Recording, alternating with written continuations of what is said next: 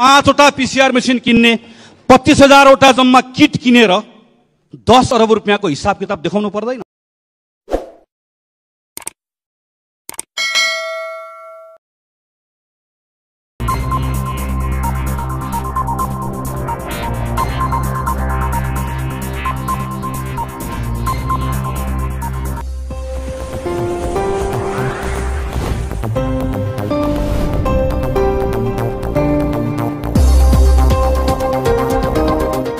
हामीलाई एक कुराको हिसाब किताब चाहिन्छ। यस्तो राष्ट्रिय विपत्तिको बेलामा भ्रष्टाचारमा लिप्त हुने यो निर्लज्जताको पराकाष्ठ हो। हामीलाई हिसाब चाहिन्छ। त्यति मात्र होइन, क्वारेन्टाइनमा 1,66,000 मानिसहरू बस्छन् भनेर प्रधानमन्त्री आएर हामीलाई बताउनुहुन्छ। यो क्वारेन्टाइन हो कि मान्छे मार्ने कन्सन्ट्रेसन क्याम्प हो? हामीलाई यसको जवाफ चाहिन्छ। भारतबाट आएका नागरिकहरूसँग गर्ने व्यवहार यही हो।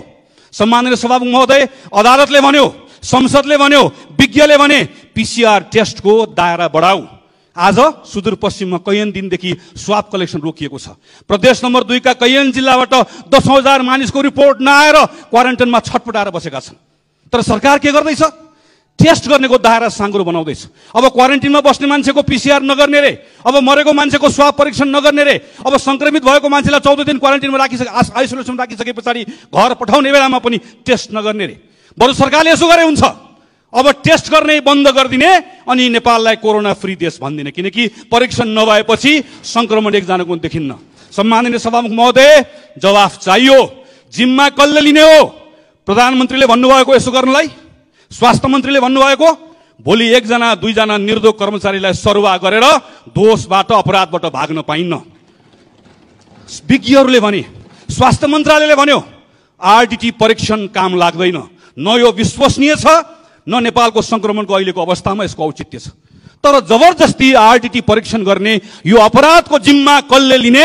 हामीलाई जवाफ चाहिन्छ। सम्माननीय सभामुख महोदय, मृत्यु भइसकेको मान्छेको स्वाब परीक्षण नगर्ने कसले भन्यो? हामीलाई जवाफ चाहिन्छ। त्यति मात्र होइन सम्माननीय सभामुख महोदय, अस्पतालको तयारी खोइ? यत्रो दिनसम्म लकडाउन गरिसके पछाडि अब संक्रमितको संख्या बढ्दै गर्दा उपचार गर्नका निम्ति कुन अस्पतालमा कुन सामग्री थपियो, कति जनशक्तिको व्यवस्थापन गरियो, यसको जवाफ चाहिन्छ। विदेशमा बसेका नेपालीहरूलाई ल्याउने भनेर त्यत्रो निर्णय गरियो, अहिले कुन एयरलाइन्सले बोक्ने भन्ने झगडा गरेर तिनी आउनलाई आतुर भएर बसेका नेपालीहरूमाथि यत्रो ठुलो फेरि वज्रपात गर्ने जवाफ चाहिन्छ। गर्भवती महिलादेखि खोप पाउने बालिकासम्म दीर्घरोगीका उपचारहरूले औषधि किन पाएनन्? जवाफ चाहिन्छ। कृषक मजदुरदेखि साना उद्योगी ठुला उद्योगी व्यवसायीसम्मले प्रधानमन्त्रीको गीत र कविताबाट राहत पाउँदैनन्। तिनको लागि कार्यक्रम के छ? जवाफ चाहिन्छ।